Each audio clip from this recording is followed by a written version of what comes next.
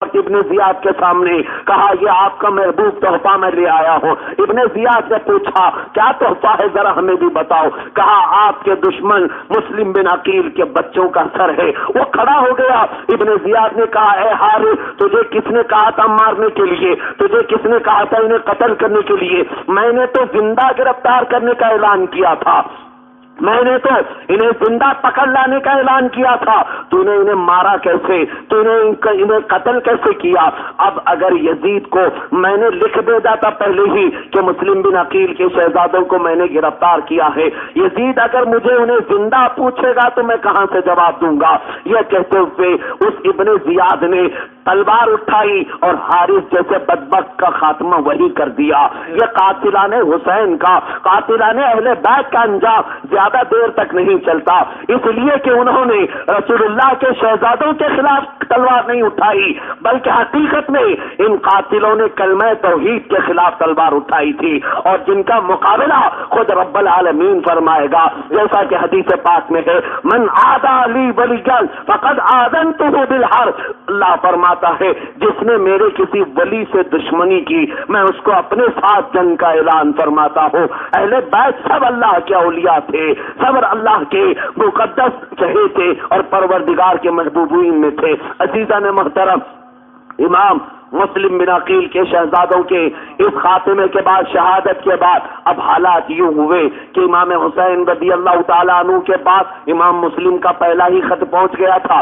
جو خط میں آپ نے لکھا تھا حالات بہت اچھے ہیں، کوفہ میں سب آپ کے چاہنے والے ہیں، ہزاروں کی ہزار تعداد میں آپ سے بیعت کرنے کے لیے بے قرار ہیں۔ سیدنا امام حسین رضی اللہ تعالیٰ عنہ اپنے خاندان کے ساتھ مکہ سے کوچ کر کے روانہ ہو گئے کوفہ کی طرف، اور بہت سارے لوگوں نے راستہ روکا مگر آپ نے کسی کی نہ سنی اور فرمایا مجھے جانے دو کوفہ میں، اس لیے کہ کوفہ والے میری امامت کے ماننے والے ہیں اور میری خلافت پر بیعت کرنے کے لیے وہ بے قرار ہیں۔ سیدنا امام حسین رضی اللہ تعالیٰ عنہ اپنے خاندان کے نونہال شہزادوں کے ساتھ، کچھ پاکیزہ بیویوں کے ساتھ، کچھ اپنے ساتھیوں کے ساتھ نکل پڑے۔ اس قافلے میں بہت سارے نوجوان بھی تھے اور تقریباً یہ 82 افراد کا قافلہ کربلا پہنچ کر کے ہو گیا۔ کئی منزلیں بیچ میں آئی، کچھ ساتھی اور شامل ہو گئے۔ بیچ راستے میں تھے، اچانک ایک قاصد آیا جس کو امام مسلم بن عقیل نے اپنی شہادت سے پہلے پیغام دیا تھا کہ حسین اعظم کو پہنچا دینا۔ وہ آیا اور آ کر کے پیغام پہنچاتا ہے اے امام عالی مقام شہزادہ رسول، آپ کوفہ جانے کا ارادہ ترک فرما دیں، اس لیے کہ آپ کے بھائی مسلم بن عقیل کی دردناک شہادت ہو چکی ہے۔ آپ کے بھائی کو بڑے برے انجام کے ساتھ ابن زیاد نے قتل کر کے ان کی لاش کو کوفہ کی گلیوں میں گھسیٹا ہے اور ان کے شہزادوں کا بھی قتل ہو چکا ہے۔ اس بات کو سننے کے بعد سید الشہداء امام عالی مقام رضی اللہ تعالیٰ عنہ بار بار انا للہ پڑھتے تھے، بار بار انا للہ پڑھتے تھے۔ اس وقت امام مسلم بن عقیل کے بہت سارے بھائی بھی اس قافلے میں موجود تھے۔ امام عالی مقام سے ان کے بھائیوں نے کہا اے امام اب تو ہم آگے بڑھ کر رہیں گے، اب تو کوفہ جا کر رہیں گے اور مسلم بن عقیل کے خون کا بدلہ بھی لیا جائے گا، جس نے ان کے ساتھ ظلم کیا اس ظلم کا بھی جواب دیا جائے گا۔ یہ کہتے ہوئے یہ قافلہ آگے بڑھا۔ حج کے بعد، حج کے ارکان ادا کرنے کے بعد مکہ مکرمہ سے نکلا ہوا یہ قافلہ جب کئی منزلیں طے کرتے ہوئے عراق کی سرحدوں میں داخل ہوا، ادھر اچانک ابن زیاد کو خبر ملی کہ حسین اعظم اپنے مکہ سے کوچ کر کے کربلا یعنی کوفہ کی طرف آ رہے ہیں۔ اس نے حر بن یزید تمیمی کو 700 لوگوں کا لشکر دے کر کے بھیجا اور کہا دیکھو حسین جہاں بھی نظر آئے ان کا راستے سے پیچھا کرتے رہنا، وہ کیا کر رہے ہیں کیا نہیں کر رہے ہیں ان کی ہر خبر مجھے پہنچاتے رہنا۔ حر بن یزید تمیمی 700 لوگوں کا لشکر لے کر کے کوفہ سے نکل کر بیچ راستے میں آیا۔ ایک مقام تھا جہاں سید الشہداء امام علی مقام سے حر بن یزید تمیمی کا یہاں پر آمنا سامنا ہوا۔ امام علی مقام نے پوچھا کس غرض سے آئے ہو؟ کہا مجھے ابن زیاد نے بھیجا ہے اور میں آپ کے ساتھ رہوں گا، اس وقت تک رہوں گا جب تک آپ کوفہ میں نہ پہنچ جائیں۔ امام علی مقام نے پوچھا وجہ کیا اتنی بڑی فوج لے کر کے آئے ہو؟ کہا میں آپ کے ہر حربے کو دیکھتا رہوں گا، آپ کی ہر چال اور ہر منصوبے کو ابن زیاد اور یزید تک پہنچاتا رہوں گا۔ خیر کوئی بات نہیں، چلنا ہے ساتھ میں، چلو۔ آگے بڑھتے رہے، بڑھتے بڑھتے 2-3 منزلیں آئی، اتفاق کی بات ہے، غر بن یزید تمیمی 700 کے لشکر کے ساتھ امام علی مقام کے ساتھ چل رہا ہے، ادھر 82 لوگوں کا قافلہ، ادھر 700 لوگوں کا قافلہ، لیکن جب بھی نماز کا وقت آتا، اذان ہوتی کھلے صحرا میں اور جب اقامت ہوتی، سید الشہداء امام علی مقام امامت کے لیے آگے بڑھتے، آپ کے خاندان والے بھی نماز پڑھتے اور ابن زیاد کی طرف سے آیا ہوا لشکر بھی آپ کے پیچھے ہی نماز ادا کرتا تھا۔ یعنی نمازوں میں انہوں نے اپنا امام تو مان ہی لیا تھا، تسلیم کر ہی لیا تھا، لیکن سلام پھیرنے کے بعد پھر تلواریں اور تمام تر وہی حالات پیدا ہو جاتے جیسے کہ ابن زیاد کی نے سکھا کر کے بھیجا تھا۔ اور آگے منزلیں طے ہوئی، ایک مقام آیا جہاں پر چٹیل میدان تھا، ابن زیاد نے اور کمک بھیجی، 4000 کی فوج، ابن سعد اللہ کی پناہ سیدنا سعد ابن ابی وقاص رضی اللہ تعالیٰ عنہ کا نام سنا ہوگا، عشرہ مبشرہ میں سے ایک صحابی ہیں، ان کا بیٹا تھا جس کا نام عمرو بن سعد ہے، وہ ظالم نکلا، وہ ایک بدبخت نکلا، اس لیے کہ اس بیچارے کو بھی حکومت کی طلب پڑ گئی، اس آدمی کو بھی ایک جگہ کی حکومت کی لالچ نے امام علی مقام کے سامنا کرنے پر مجبور کر جاتی ہے۔ ابن زیاد نے 4000 کا لشکر دے کر یہ کہلا بھیجا کہ حسین جہاں مل جائے انہیں ایسی جگہ پر اترنے پہ مجبور کر دینا جہاں قریب میں پانی نہ ہو اور کوئی سایہ نہ ہو، کھلا میدان ہو، صحرا ہو۔ ابن سعد جب اپنی اس لشکر کو لے کر پہنچا تو ایک بڑا سا چٹیل میدان ملا جہاں اس کی ملاقات حر بن یزید سے ہوئی، وہ آلریڈی 700 کی فوج میں ساتھ میں تھا، دونوں کی ملاقات ہوئی۔ اب یہ فوج دونوں لوگوں نے مل کر کے امام علی مقام کو ایک مقام پر اترنے پر مجبور کر دیا۔ امام علی مقام نے پوچھا یہ مقام ہے کون سا؟ لوگوں نے کہا ھذا موضع کربلا، اس جگہ کو کربلا کہا جاتا ہے۔ امام علی مقام نے فرمایا ھذا موضع کرب و بلاء، ھذا محط رجالنا ومقتل، ھذا محط رکابنا ومقتل رجالنا۔ امام علی مقام فرماتے یہی وہ جگہ ہے جہاں کرب بھی ہے اور بلا بھی ہے، یہی ہمارے اترنے کی جگہ ہے اور یہی ہمارے بڑے بڑے پہلوانوں کے قتل کی جگہ ہے۔ آپ آگے نہ بڑھے بلکہ اپنے اونٹوں کو وہیں پر لگا دیا، اپنے سواریوں کو اتار دیا، خیمے وہاں پر ہی گاڑ دیے گئے۔ امام علی مقام رضی اللہ تعالیٰ عنہ نے ابن سعد کو بلایا اور حر بن یزید کو بلایا اور آمنے سامنے بیٹھ کر کے ملاقات میں باتیں طے کی، پوچھا ہمارا یہ راستہ روکنا، ان تمام معاملات میں تمہاری غرض کیا ہے، مقصد کیا ہے؟ انہوں نے کہا اے حسین آپ سے ہمیں کچھ نہیں چاہیے، ہم آپ کی دشمنی نہیں کرتے، بلکہ اوپر سے آرڈر آیا ہے آپ بس یزید کو اپنا حاکم مان لے اور یزید کو اپنا امام اور حکم تسلیم کر لے، ہم اپنے راستے چلے جائیں گے، آپ اپنے راستے چلے جائیے، اور ہو سکے تو میں یزید کے بارگاہ میں جا کر آپ کو کسی جگہ کسی شہر کا گورنر بنوا دوں گا۔ ابن سعد نے کہا، امام علی مقام رضی اللہ تعالیٰ عنہ نے مسکرا کر کے کہا ابن سعد تیرے نزدیک دین رسول کی بہت چھوٹی قیمت ہے، تیرے نزدیک رسول اللہ کے دین کی قیمت ایک گاؤں کا گورنر بننا یا کسی شہر کا حاکم بننا، تو نے تو دین کو پہلے ہی بیچ دیا ہے۔ حسین بیچنے کے لیے مدینے سے نہیں نکلا، مکہ سے اس لیے نہیں نکلا کہ یزید کے پاس سے کوئی گورنری حاصل کر لو، بلکہ میں اس لیے نکلا ہوں حق بات کا اعلان ہوگا اور حق کی سربلندی ہوگی، اور جب تک اللہ کے رسول کا شہزادہ زندہ ہوگا قرآن پر آنچ آنے نہیں دیا جائے گا، سنت رسول کو بگاڑنے نہیں دیا جائے گا۔ نعرے رسالت، شہدائے کربلا، مفتی سلمان صاحب قبلہ، سبحان اللہ سبحان اللہ۔ عزیزان محترم، امام علی مقام رضی اللہ تعالیٰ عنہ نے انہیں بہت سمجھایا اور کہا دیکھو یہ محرم کی ابتدائی تاریخ ہے، ابھی 2-3 تاریخ داخل ہوئی تھی، سن 60 ہجری کا یہ واقعہ ہے۔ ابن سعد کو سمجھایا اور اس کے بعد کہا دیکھو میں تمہیں آپشن دیتا ہوں، میں 3 تمہارے آپشن رکھتا ہوں، ایک پہلا یہ کہ میں جہاں سے آیا ہوں مجھے واپس جانے دو، دوسرا یہ کہ مجھے کسی سرحد پہ چھوڑ آؤ، ملک کے کنارے مجھے چھوڑاؤ، میں اپنے خاندان کے ساتھ اپنی بیتی زندگی گزار دوں گا، باقی زندگی گزار دوں گا۔ تیسرا یہ، یا تو مجھے کوفہ نہیں ڈائریکٹ دمشق یزید کے پاس لے چلو، میں آمنے سامنے بات کر کے معاملات کو طے کر لوں گا، آمنے سامنے ہم بات کر لیں گے، جو ہوگا دیکھا جائے گا۔ ابن سعد نے پہلے تو مان لیا، لیکن اس کے لشکر میں، اس کی فوج میں کچھ ایسے بدبخت لالچی بھی موجود تھے جن کو شمر ذل جوشن نام سے پکارا جاتا ہے۔ خولی بن یزید جیسے بڑے ہی بدبخت اور کمبخت قسم کے ناجائز اولاد موجود تھے جنہوں نے ابن سعد کو بھڑکایا، نہ ان کی باتیں نہ مانو حسین، یہ تمہیں بہکا رہے ہیں، ان کی اگر ایک بھی بات مان لی تو ہماری شکست ہو جائے گی، ہماری ہار تسلیم ہو جائے گی، اس لیے کہ آج یہ ہمارے علاقے میں آئے ہیں، ان کو صحیح سلامت چھوڑ دینا ہماری شکست تسلیم کرنے کے برابر ہے۔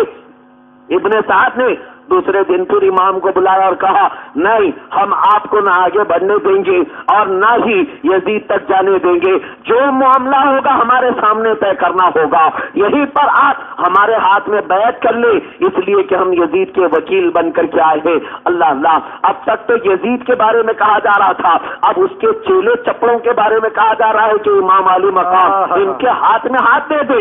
ہرگز نہیں، یہ حسین جیسا شہزادہ جس نے رسول اللہ کی ہر سنت کو اپنی آنکھوں سے دیکھا ہے، قرآن تو ان کے گھر میں اترتا تھا، شریعت تو ان کے گھر سے نکلی ہے، یہ حسین اعظم ان جیسے ناجائز اولاد کے سامنے کیسا اپنا سر جھکا سکتے، کیسے اپنا عقیدہ بیچ سکتے؟ آپ نے کہا ٹھیک ہے، جو تمہیں منظور ہے وہ کرنا، جو رب کو منظور ہے وہ ہمارے ساتھ فرمائے گا۔ دن گزرتے گئے، 7ویں محرم الحرام کا یہ عجیب و غریب منظر آ گیا تھا، بڑا عجیب و غریب ماحول تھا اور موسم بھی بڑا تپنا، یعنی بڑی چلچلاتی ہوئی دھوپ کا، سخت گرمی کا موسم داخل ہو گیا تھا۔ حر بن یزید تمیمی جو 700 کے لشکر کے ساتھ آیا تھا، اس نے دیکھا اب ابن سعد اپنی فوج میں بیٹھ کر کے جنگ کی ہی باتیں کر رہا ہے، حسین اعظم کو مارنے کی ہی باتیں کر رہا ہے۔ اچانک اس نے مشورہ دیا، اے ابن سعد، حسین کو قتل نہ کرو، حسین کو مت مارو، اس لیے کہ تم جانتے ہو وہ فاطمہ کا بیٹا ہے، تم جانتے ہو وہ حیدر کرار کا بیٹا ہے، تم جانتے ہو ہم انہی کے گھرانے سے وابستہ ہیں، ان کے نانا کا کلمہ پڑھتے ہیں۔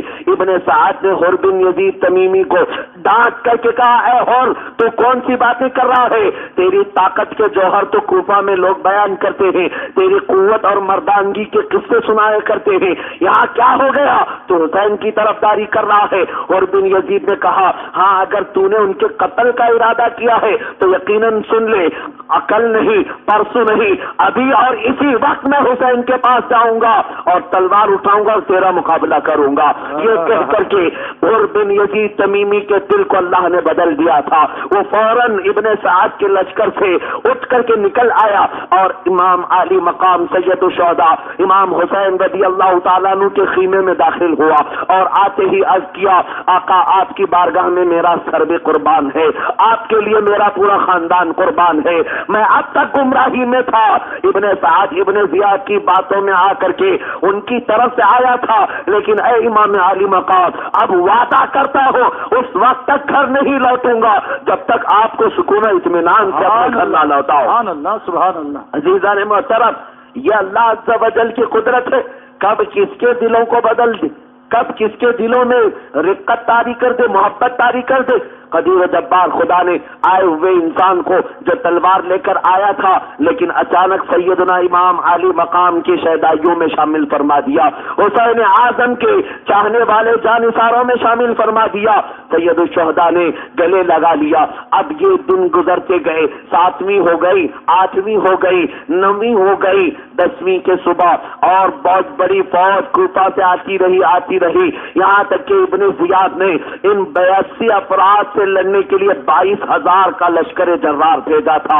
ارے ان لوگوں کو کیا خبر، وہ 10 گنا زیادہ نہیں، 20 گنا زیادہ نہیں، 100 گنا سے بڑھ کر کے زیادہ لشکر جرار بھیج رہے ہیں، اس لیے کہ باطل کو ہمیشہ اس بات سے ڈر رہتا ہے جو رسول اللہ کے گھر کا شہزادہ ہوگا وہ اکیلا 1000 کے لیے بھاری ہو جایا کرتا ہے، اکیلا باطل قوتوں کے ساتھ وہ مقابلہ کرنے کے لیے کافی ہوتا ہے. یہ خوف ہی تو تھا, یہ ڈر ہی تو تھا, اس لیے 82 کے مقابلے میں 100-200 نہیں, 400-500 نہیں, 1000-2000 نہیں, بلکہ 22,000 کا لشکر جرار بھیجا ہے. امام علی مقام رضی اللہ تعالیٰ عنہ روزانہ دیکھ رہے تھے یہ لشکر آ رہا ہے, فوج ملتی جا رہی ہے اور ان کا لشکر تو بڑھتا ہی جا رہا ہے. پھر 10ویں کی صبح تھی, جمعہ کا دن تھا, یہ یوم عاشورہ جو آج ہم نے گزارا ہے, آج کا ہی دن تھا. سورج آج عجیب سا طلوع ہوا تھا, نمودار ہوا. امام علی مقام رضی اللہ تعالیٰ عنہ کو, ان کے خاندان والوں کو 7ویں کی محرم سے ہی دریائے فرات کا پانی بند کر دیا گیا تھا. امام علی مقام 7ویں سے لے کر پورے خاندان والوں کے ساتھ روزہ رکھ رہے تھے. افطاری کے وقت آپ کے پاس انگور کے دانے سوکھے ہوئے موجود تھے یا کھجور کی گٹلیاں ہوتی, اسے چوس کر کے آپ افطار کر لیا کرتے. 3 دن کا روزہ ہے. سارے لوگ, صرف امام علی مقام نہیں, خاندان نبوت کا اور اس ہاشمی گھرانے کا ہر بچہ, عورتیں اور تمام جوان روزے کے عالم میں رہا کرتے.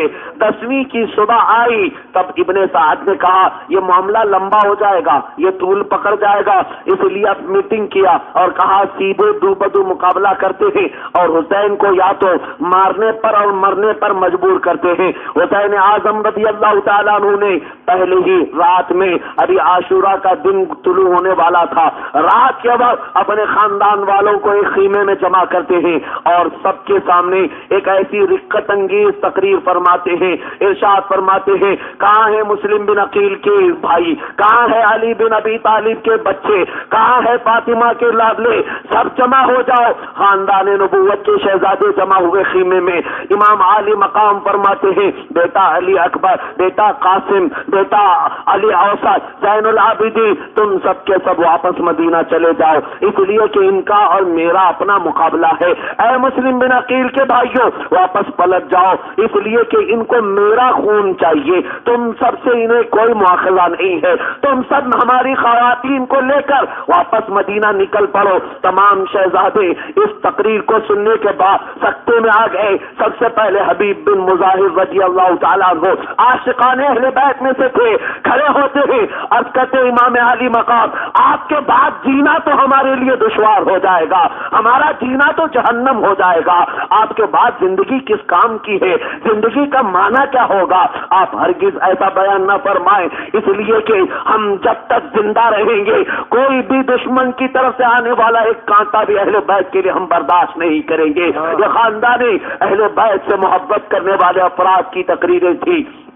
جیسے حبیب ابن مظاہر رضی اللہ تعالیٰ, مسلم بن اوسجا رضی اللہ تعالیٰ, یہ خاندان اہل بیت کے ساتھی تھے, آج سے محبت کرنے والے لوگ تھے.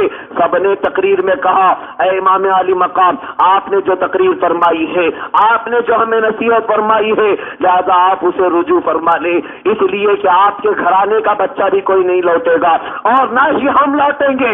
اللہ عز و جل نے تب تک ہمیں قوت و طاقت عطا کی ہے, ہم دشمنان اہل بیت سے مقابلہ کریں گے اور رہتی دنیا تک ہمارے تلواروں کے جوہر ہم دکھا کر رہیں گے. امام مسلم بن عقیل رضی اللہ تعالیٰ عنہ کی شہادت کا ہم بدلہ ضرور لیں گے.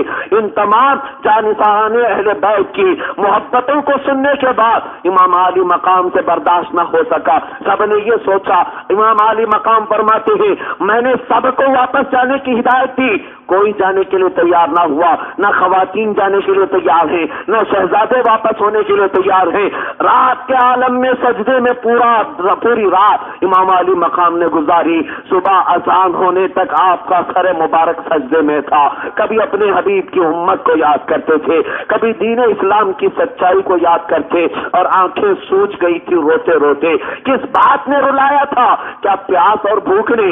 نہیں, اس امام علی مقام کی پیاس کو تم کیا سمجھ سکو گے, ان کے برداشت کی قوت کو آپ کیا سمجھ سکو گے. بہت سارے مقررین یہ کہتے ہوں گے 7ویں کو بھوکے تھے, 8ویں کو بھوکے تھے, 9ویں کو بھوکے تھے, 10ویں کو بھوکے تھے. میں یہ کہتا ہوں یہ 3 دن اور 4 دن کی بھوک ان کے لیے کچھ نہیں. ہم نے تو حدیثوں میں دیکھا ہے فاطمہ کے یہ لاڈلے جب ان کی ماں زندہ تھی 10 دن تک بھی فاقہ کو برداشت کیا کرتے تھے. سبحان اللہ, نعرہ تکبیر, نعرہ رسالت, نعرہ رسالت. حسنین کریمین زندہ باد۔ سیدنا امام علی مقام رضی اللہ تعالیٰ عنہ کی جو آنکھیں سوجی تھی، جس بات نے آپ کو رلایا تھا، وہ یہ بات نہیں کہ پیاس ستا رہی ہے، بھوک ستا رہی ہے، بلکہ اس بات نے آپ کو ہمیشہ کے لیے رلا دیا تھا کہ میرے جانے کے بعد میرے نانا جان کی اس امت کا نگہبان کون ہوگا، میری امت اس رسول اللہ کی امت کا حاکم اور امام کون ہوگا۔ روتے روتے عرض کرتے تھے بار الہا، تو تیرے حبیب کی امت کی حفاظت فرمانا، تو تیرے حبیب کی سنتوں کی حفاظت کرنا۔ حسین نے اپنی پوری زندگی تفسیر قرآن میں گزاری ہے۔ اے قدیر و جبار خدا تو گواہ ہے، حسین نے کبھی نہ حرام کام کیا ہے، نہ حرام کھایا ہے، نہ حرام دیکھا ہے، نہ حرام سنا ہے۔ اے مولا، میری زندگی آج تنگ کر دی گئی ہے، میرے لیے زمین آج تنگ کر دی گئی ہے، تاریخ کر دی گئی ہے۔ اے قدیر و جبار خدا، اس پوری امت مصطفیٰ کو میں تیرے حفظ و امان میں دیتا ہوں۔ صبح تک یہی تسبیحات تھی، صبح ہونے کے بعد جیسے ہی سورج کی پاؤں پھٹتی ہے اور سورج نمودار ہوا، آج یہ 10ویں کا دن تھا۔ اللہ کی پناہ، جس کو تمام مورخین نے، تمام جانشاراں اہل بیت نے کہا ہے یہ قیامت صغریٰ کا دن تھا، یہ چھوٹی قیامت کا دن تھا۔ کربلا میں جو قیامت صغریٰ برپا ہوئی، سب سے پہلے صبح کے بعد ابن سعد نے پہنچے اور صفوں کو درست کر دیا تھا۔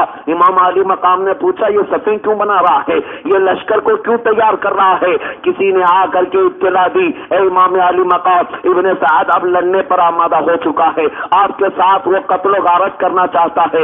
امام علی مقام کی آنکھیں بھیگ گئی، پھر سے آپ کھڑے کھڑے رونے لگے۔ آپ کے خاندان سے کچھ شہزادوں نے کہا اے اللہ، اے رسول اللہ کے شہزادے اور ہمارے پدر محترم، آپ نہ روئے، آپ کی ذات کو ہم تکلیف ہونے نہ دیں گے۔ امام علی مقام نے فرمایا بیٹو، اس بات کا مجھے غم نہیں کہ مجھے تکلیف پہنچے گی، اس بات کا غم ہے یہ بھی جو میرے سامنے آئے ہیں یہ رسول اللہ کی امت میں سے ہے، یہ آقا کونین کا کلمہ پڑھتے ہیں، لیکن مجھے غم اس بات کا ہے یہ میرے قتل کے بعد جہنم کی طرف چلے جائیں گے، یہ اللہ کے عذاب میں گرفتار ہو جائیں گے۔ اس بات نے مجھے غم میں مبتلا کر دیا، میری آنکھیں اس لیے بہ رہی ہیں، اس لیے کہ ان میں بہت سارے ایسے ہیں جن کی آنکھوں پر دنیا کی لالچ نے پٹی ڈال رکھی ہے۔ ابن زیاد، یزید جیسے بدبختوں نے انہیں لالچ دے رکھا ہے، اور یہ خاندان اہل بیت سے آج جو تلواریں اٹھا کر آئے ہیں، ان کے گھر والے بھی ہمارے نانا کے قصیدے پڑھتے ہیں۔ آج ان سے جا کر کے پوچھو، ان کا جمعہ بھی اس وقت تک نہیں ہوتا جب تک اللہ کے رسول اور ان کے اہل بیت پر درود نہیں بھیجتے، ان کی نمازیں مکمل نہیں ہوتی جب تک فاطمہ کے لاڈلوں پر سلام نہیں بھیجا جاتا۔ عزیزان محترم، امام علی مقام رضی اللہ تعالیٰ عنہ نمناک آنکھوں کے ساتھ اپنے خیمے میں آئے۔ اس وقت سب سے پہلے حبیب ابن مظاہر پورے جبے قبے میں تیار ہو کر کے گھوڑے پر سوار ہو کر کے تشریف لائے۔ امام علی مقام نے پوچھا کہاں کا ارادہ ہے؟ کہا ابن سعد نے تیر اگر چلایا تو سب سے پہلے آپ کی طرف سے میں جاؤں گا۔ امام علی مقام نے کہا اے حبیب ابن مظاہر، تمہارے چھوٹے چھوٹے بچے ہیں، تمہاری بیوی بیوہ ہو جائے گی، بچے یتیم ہو جائیں گے، کیوں جاؤ گے؟ جاؤ اپنے گھر۔ حبیب ابن مظاہر فرماتے ہیں اے امام علی مقام، میرے بچوں کا یتیم ہو جانا، میری بیوی کا بیوہ ہو جانا یہ فخر کے ساتھ دنیا میں پیش کیا جائے گا، لیکن بنسبت اس کے کہ آپ شہید ہو جائیں، میں زندہ چلا جاؤں واپس تو مجھ پر پوری دنیا ہمیشہ کے لیے لعنت کرے گی۔ اے امام علی مقام، میں ہرگز اپنے ارادے سے باز نہ آؤں گا۔ یہ باتیں چل رہی تھی، اچانک ابن سعد نے تیروں کی بوچھار شروع کر دی۔ امام علی مقام نے اس وقت تک اپنے خاندان میں کسی کو اجازت نہیں دی تھی کہ جب تک ادھر سے پہل نہ کی جائے کوئی ہم میں سے مقابلہ نہیں کرے گا۔ جب ابن سعد نے تیر چلایا، امام علی مقام نے کہا اے خاندان اہل بیت کے شہزادوں، سارے لوگ گواہ رہنا، قیامت کے دن اگر پوچھ تاچھ ہوگی یہی کہنا جنگ کی ابتدا حسین نے نہیں کی، کوفی نے اور یزید کے بدبخت خادموں نے کی تھی، یزید کے غلاموں نے کی تھی۔ تمام لوگوں کو بتانے کے بعد تیروں کی جب بوچھار ہوئی، اللہ اللہ، یہ رسول اللہ کے گھر سے محبت کرنے والے چند تھے، 10 یا 12 کے افراد وہ موجود تھے، لیکن ڈھال بن کر کے کھڑے تھے، نہ علی اکبر کو باہر آنے دیتے، نہ امام قاسم کو باہر آنے دیتے تھے، نہ کسی خاتون کو پردے سے باہر آنے دیتے، سب ڈھال بن کر کے کھڑے تھے۔ امام حسین رضی اللہ اللہ تعالیٰ عنہ کو تخت پر بٹھایا گیا تھا۔ حبیب ابن مظاہر گئے سب سے پہلے اور کوفیوں کے اس لشکر جرار میں پہنچنے کے بعد اپنی تلوار ہواؤں میں لہرانا شروع کیا۔ ایک وار کے ساتھ 18 اور 20 لوگوں کی گردنیں کٹ جایا کرتی تھی۔ یہ کس طرح کرتی تھی؟ حبیب ابن مظاہر سے پوچھو تو قرآن کی آیتیں گواہ کر دیتی ہیں، وَلَمْ تَقْتُلُوهُمْ وَلَكِنَّ اللَّهَ قَتَلَهُمْ، تم نے انہیں قتل نہیں کیا بلکہ تلوار تمہاری تھی، اللہ نے انہیں قتل کیا ہے۔ بے شک بہت یہ حق کے ساتھ جو تلوار اٹھتی ہے ہاتھ ہمارا ہوتا ہے، کام اللہ عز و جل کا ہوا کرتا ہے۔ حبیب ابن مظاہر کو کوفیوں نے گھیر لیا اور گھیرنے کے بعد اس قدر تیروں سے انہیں بوچھار کی گئی اور ان کا سر مبارک ان کے تن سے جدا کر دیا گیا۔ مسلم بن اوسجہ اسدی رضی اللہ تعالیٰ عنہ یہ آئے جانثاران اہل بیت ایک کے بعد دیگرے اس میدان کربلا میں اپنے جوہر دکھانے آتے تھے اور سب ایک کے بعد دیگرے صبح سے لڑتے رہے اور چاشت کا وقت ہو گیا۔ چاشت کے وقت تک جتنے جانثاران اہل بیت تھے سب کے سب شہادت کے عظیم مرتبے پر فائز ہو گئے، سب کے سب شہادت کا جام نوش کر گئے۔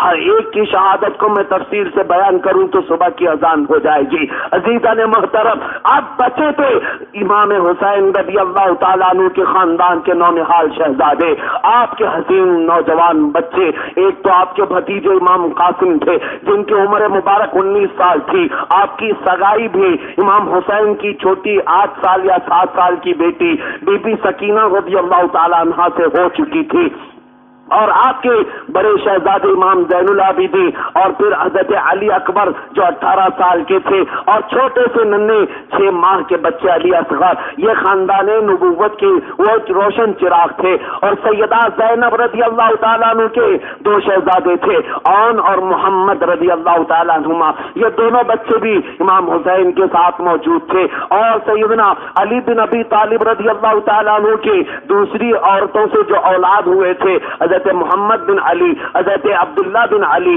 کئی شہزادے یہ بھی امام کے ساتھ موجود تھے، حضرت امام مسلم بن عقیل کے بھائی بھی موجود تھے۔ یہ سارے کربلا کے میدان میں جاتے رہے اور کئی کوفیوں کا سر تحقیق کیا اور فنا فن نار کیا۔ پھر وقت آ گیا، سارے لوگوں نے اپنی جان سپرد کر دی۔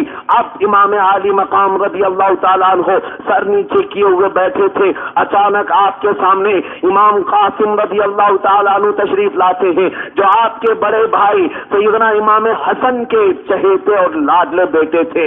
حاضر ہو کر کہتے ہیں چچا جان اب مجھے اجازت دی جائے، اب مجھے اس میدان کربلا میں اترنے کی اجازت دی جائے۔ امام عالی مقام نے سر اٹھایا اور کہا اے میرے بچے، تو میرے بڑے بھائی، میرے مرحوم برادر اکبر کی آخری نشانی ہو، آخری علامت ہو، میں تمہیں دیکھ کر اپنے بھائی کو یاد کیا کرتا ہوں، تمہیں کس طرح جانے دوں گا؟ امام قاسم نے فرمایا اے ابا جان، اے میرے چچا جان، آپ بس اجازت دے دیں، آپ کے خلاف جو بھی تلوار اٹھتی ہے میں اس سب تلواروں کے ہاتھ توڑ کر کے واپس آؤں گا۔ اللہ نے جب تک قوت حیدری ہمیں عطا کی ہے ہم خیمے کے اندر بیٹھیں گے نہیں، ہم عورتوں کی طرح پردہ نشین نہ رہیں گے۔ امام عالی مقام سے اجازت لی اور پلٹ کر کے نکل پڑے۔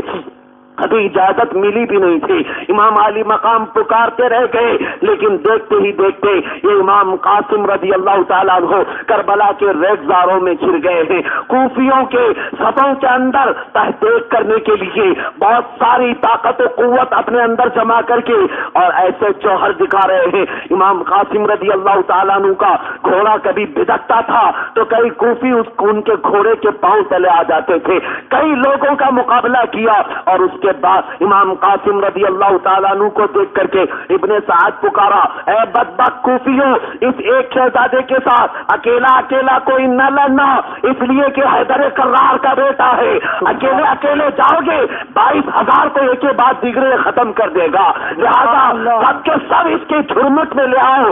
اور ایسا ہی کیا گیا۔ امام قاسم کو کوئی پیچھے سے آیا، کوئی بازو سے آیا، کوئی سامنے سے آیا، سارے لوگ تلواریں لے کر ایک 7 वार करते ही इमाम कासिम का जिस्म मुबारका टुकड़े टुकड़े कर दिया गया।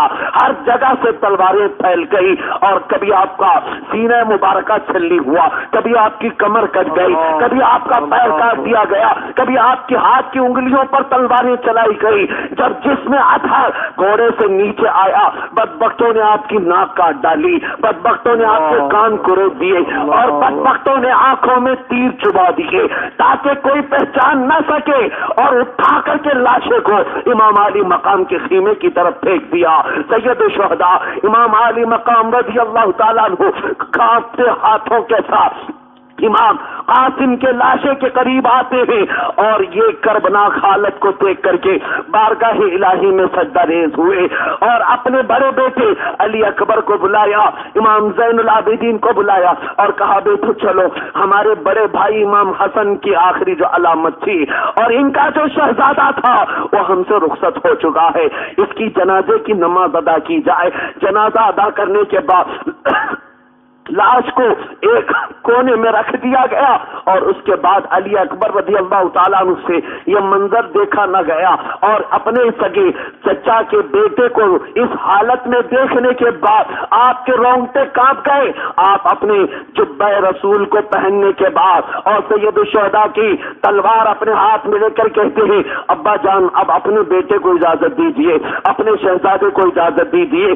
सैयदना अली अकबर रज़ी अल्लाह ताला अन्हु ये 18 साल के जवान थे, हाशमी नौजवान 18 साल का सैयद शुहदा ने बड़े लाड़ों से पाला था, बड़े नाजों के साथ इनकी परवरिश की थी। और सैयदना अली अकबर को मदीने वाले कहते थे, बहुत जमाने के बाद हमने देखा है अली अकबर का चेहरा देखो तो रसूलुल्लाह का चेहरा। नारे तकबीर, नारे रिसालत, शोहदाए करबला, सुन्नी जमीयतुल उलमा, मुफ्ती सलमान साहब क़िबला। सैयदना अली अकबर रज़ी अल्लाह ताला अन्हु अपने घोड़े को एड़ लगाते हुए कूफा वालों की इन फौज में जब आते हैं, एक चीख निकल पड़ी। ऐसा महसूस हो रहा था जैसे घटा टोप अंधेरे में अचानक सूरज निकल आया है और अचानक चमन में कोई गुलाब रंगत वाला खिल चुका है। इतना हसीन चेहरा था, इतना खूबरू नौजवान था। अल्लाह अल्लाह, उनकी पेशानी को देखने के बाद ही कई लोग कलमा पढ़ सकते, लेकिन उनका भला ना हो, उनका बुरा हो जिन लोगों ने ऐसी सच्ची जानशीनी को देखने के बाद, ऐसे सच्चे चेहरों को देखने के बाद भी अपनी तलवारें नीचे न की और अपने बुरे इरादों से बाज ना आ सके।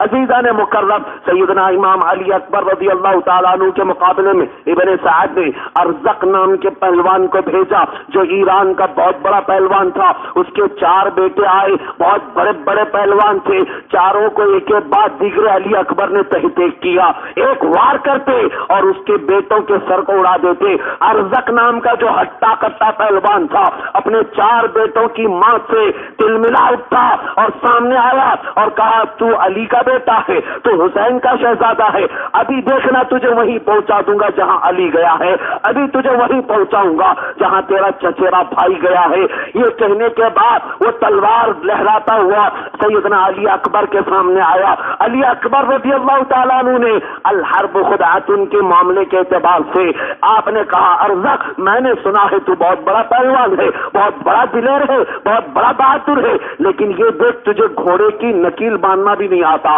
घोड़े की जीन कसना भी नहीं आता, तू कितना बेवकूफ है। अरज़क झुक करके अपने घोड़े की नकील देखने लगा। उसी वक्त अली अकबर ने तलवार उठाई और उसके सर पर मार दिया।